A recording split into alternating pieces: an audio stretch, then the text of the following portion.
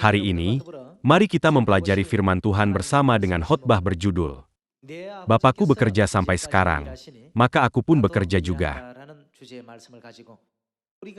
Melalui topik ini, mari kita belajar bahwa bahkan di saat-saat yang tidak kita ketahui, Tuhan secara aktif bekerja untuk keselamatan kita tanpa henti. Mari kita lihat kitab Yohanes pasal 5 ayat 17. Tetapi ia berkata kepada mereka, Bapakku bekerja sampai sekarang, maka aku pun bekerja juga. Dengan cara ini, Tuhan telah memberikan firman-Nya kepada kita, bahwa Dia akan selalu menyertai kita, berjalan bersama di jalan Injil dan memimpin kita, hingga pekerjaan keselamatan digenapi.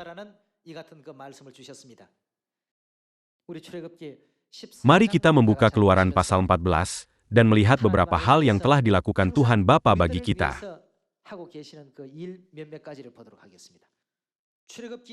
Mari kita lihat kitab Keluaran pasal 14 ayat 10.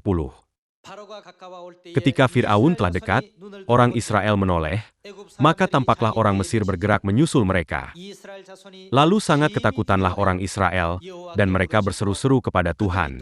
Dan mereka berkata kepada Musa, apakah karena tidak ada kuburan di Mesir, maka engkau membawa kami untuk mati di padang gurun ini? Apakah yang kau perbuat ini terhadap kami dengan membawa kami keluar dari Mesir?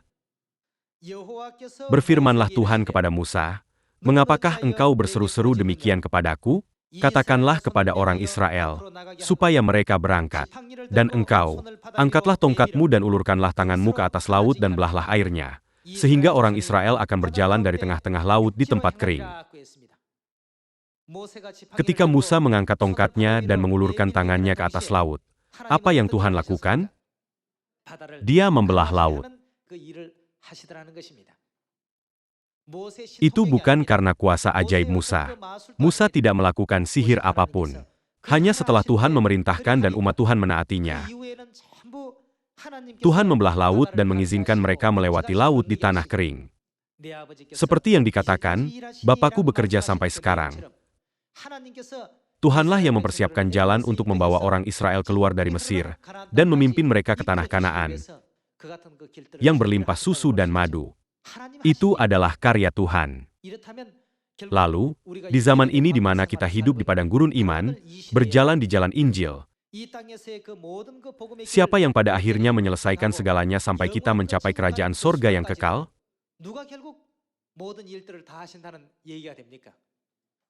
Kita hanya pergi dan menuruti apa yang diperintahkan Tuhan.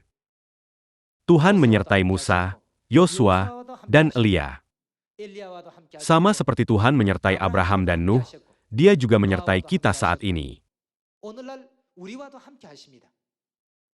Mari kita lihat satu ayat lagi dalam Injil Markus pasal 1. Markus pasal 1 ayat 35. Pagi-pagi benar, waktu hari masih gelap, ia bangun dan pergi keluar.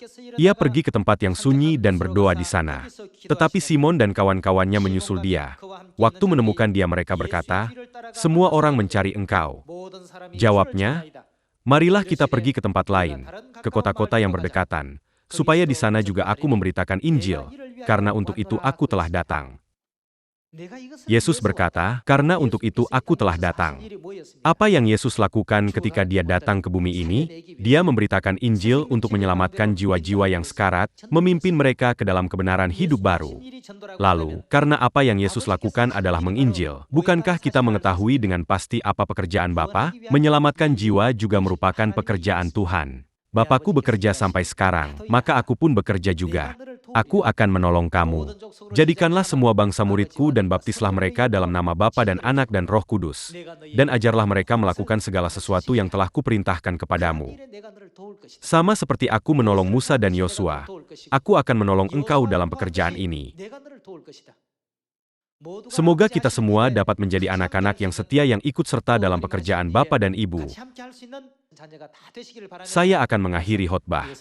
Terima kasih banyak.